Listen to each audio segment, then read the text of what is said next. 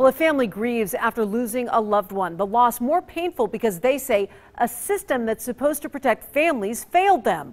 Contact 13 began investigating problems with Clark County's guardianship system nearly a year ago, starting with a daughter who had to fight the courts to carry out her father's wishes.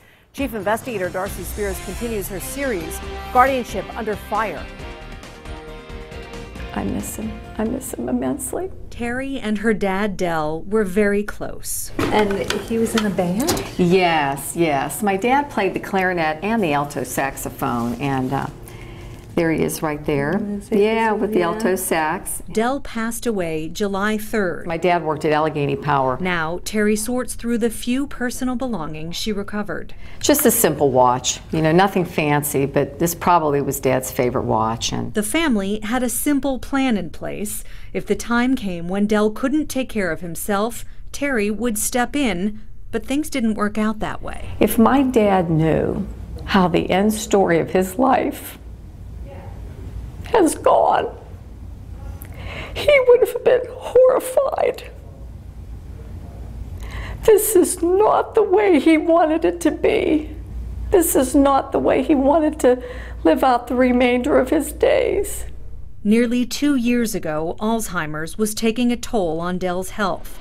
Terry and her husband Rick came to Las Vegas to take him home to North Carolina, but Del's companion Helen Natko resisted, forcing Terry into a drawn-out and very expensive court battle.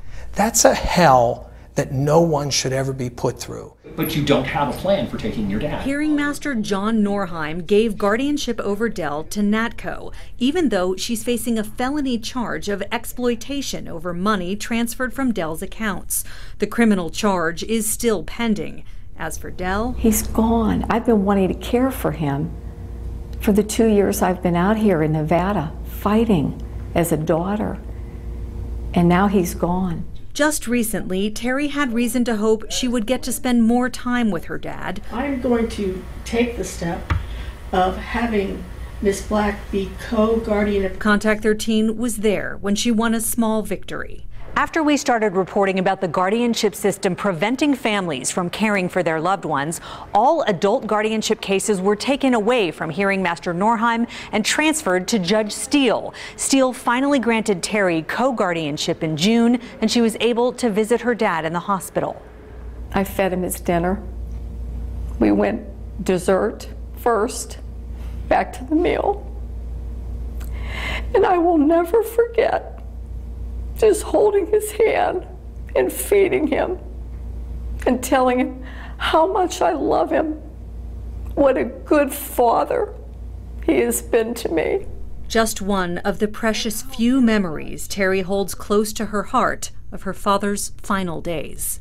And we have to wait until he nearly dies to have the opportunity to spend time with him without a chaperone for more than 20 minutes. Pretty sad. Del passed away less than 2 weeks after Terry finally got some say in his care. She and Rick believe the family court failed them, isolating Del from his family and allowing Natko to keep him in her home despite his failing health. Now, Terry vows to continue the fight for guardianship reform in her father's memory. We will help other people so that no one will have to go through this hell that we have gone through and have lived through over the last 2 years.